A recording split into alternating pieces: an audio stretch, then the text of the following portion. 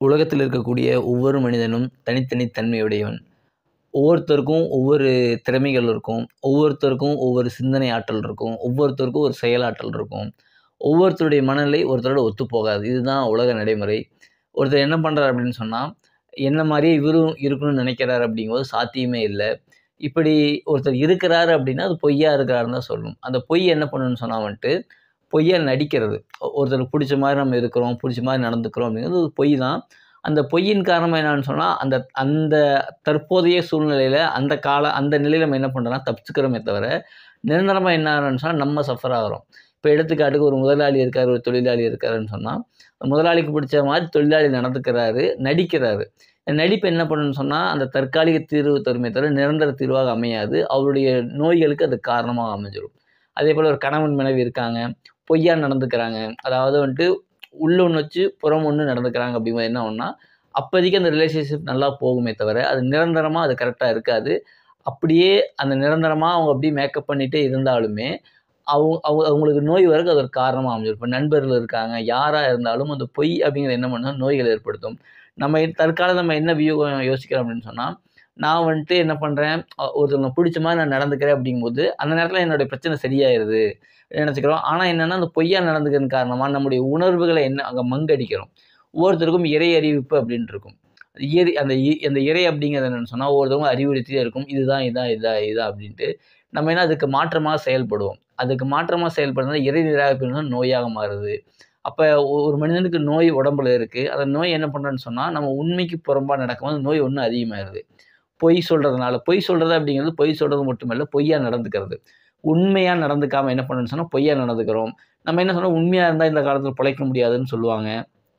ஆனா, உண்மையா இருந்துட்டோம் அப்டின்னா என்ன ஆகும்ன்னு சொன்னா, அந்த அந்த அந்த நேரத்துல நம்ம வந்து பாதிப்புக்குள்ளாகுற மாரி இருந்தாலும், நிரந்தரமா நம்ம அந்த விஷயத்துல வந்துட்டு என்னன்னு சொன்னா, தப்பிச்சிரலாம். அது மட்டும் இல்லாம நோய்கள்லருந்து நம்ம பாதுகாக்கப்படலாம்.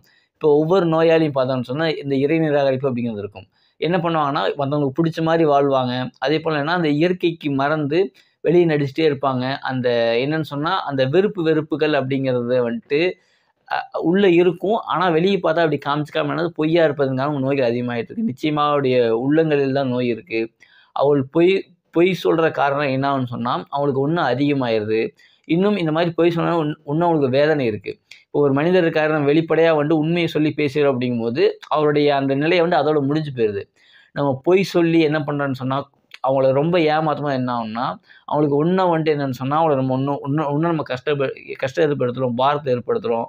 இன்னும் என்னன்னா, அவங்கள நம்ம நம்பி கழுத்த அறுக்கும்போது என்ன ஆகும்னா, அவங்களுக்கு வந்து இன்னும் பாதிப்புகள் ஏற்படுத்தும். இதன் காரணம் என்ன மிகப்பெரிய நோயில நம்ம சிக்கிருவோம். இப்ப இதுலருந்து என்ன தெரியுதுன்னா, யார் யாருக்கு உடம்புல நோய் இருக்கோ, அவங்க உண்மையா இருக்கணும்.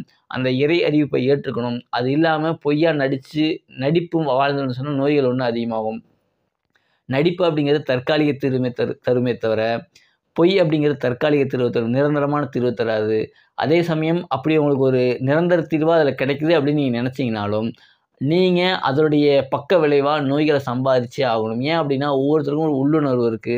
அந்த உள்ளுணர்வ நீங்க மீறி நடிப்பீங்க. அப்ப என்ன ஆகும்ன்னு சொன்னா வந்துட்டு, அது ஒவ்வொரு பாதத்தை ஏற்படுத்திட்டே இருக்கும். இப்ப யார் யாருக்கு உடம்புல நோய் இருக்கோ, இப்ப இந்த வீடியோ கேட்கக்கூடிய யாரா இருந்தாலும், அந்த பொய் அப்படிங்கிறது வெளிய வந்துட்டீங்கன்னு சொன்னா, உங்களுக்கு வந்துட்டு அப்பயே என்னன்னு சொன்னா அதில நிவாரணம் கிடைக்கும். அப்ப யார் யாருக்கு நோய்கள் இருக்கோ, அவங்க என்ன பண்றேன்னு சொன்னா வந்துட்டு, நம்ம உண்மைக்கு புறம்பா நம்ம நடந்துட்டு இருக்கோம். பொய்யா நடந்துட்டு இருக்கோம். அதனால நோய்கள் வந்துட்டு அதிகமாகுது. நீங்க உண்மையா இருந்து பாருங்களேன். என்ன ஆகும்ன்னு சொன்னா வந்துட்டு, அந்த பொய் இல்லாம நடிக்காம இருந்துட்டோம்ன்னு சொன்னா, அந்த உள்ளத்துல இருக்கக்கூடியத உண்மையா இல்லாம நம்ம நடிக்கும்போது நோய்கள் அதிகமாயிட்டே தான் வரும். நிச்சயமா வந்துட்டு அதன் காரணம் இன்னும் நமக்கு சோதனையாக நமக்கு கொடுக்கப்பட்டது. நோய் அப்படிங்கிற சோதனையா கொடுக்கப்பட்டிருக்கு. இன்னும் நம்ம பொய் சொல்லிட்டே இருந்தோம்னா, அது வேதனையாக மாற்றப்படும். தாங்க முடியாத வேதனையா மாற்றப்படும். அதனால என்னன்னு சொன்னா, நம்ம பொய் அப்படிங்கிறது இல்லாம உண்மையா இருக்கணும். அதுக்கு உண்மையா இருக்கணும் அப்படிங்கும்போது நம்ம என்ன நெனச்சுக்கிறோம் அப்படின்னு சொன்னா, உண்மையா இருந்தா பிரச்சனைகள் வரும் அப்படின்னு நெனைப்போம். ஆனா அப்படி கிடையாது. உண்மை அப்படிங்கிறது நம்முடைய மனதிற்கு உண்மையா இருக்கிறதே தவிர, மத்தவங்களுக்காக உண்மையா இருக்கணும் அப்படிங்கிறது கிடையாது. நம்முடைய உள்ளத்துல வரக்கூடிய நம்ம உண்மையா இருக்கணும். நேர்மையா இருக்கணும். அந்த இறை அறிவிப்பை ஏற்று அது மாரி நடந்தோம்னு சொன்னா ஒரு நோய் வெளிய வந்துரலாம். நிச்சயமா அவங்களுடைய இதயங்கள்ல தான் நோய் இருக்கு. அவங்க பொய் சொல்றனால என்ன ஆகுதுன்னு சொன்னா, இன்னும் அவங்க நோய் வந்துட்டு அதிகமாயிருது. அதன் காரணம் இன்னும் வந்துட்டு உங்களுக்கு வேதனையும் ஏற்படுது. அப்ப என்னன்னு சொன்னா வந்துட்டு யார் யாருக்கு இந்த நிலை இருக்கோ கண்டிப்பா அது பொய் அப்படிங்கிறத மாத்திட்டீங்கன்னு சொன்னா, அந்த நோய்கள்ல இருந்து, வேதனைகள்ல இருந்து வெளிய வந்து ஒருத்தர் வெளிய வந்துரலாம். நன்றி.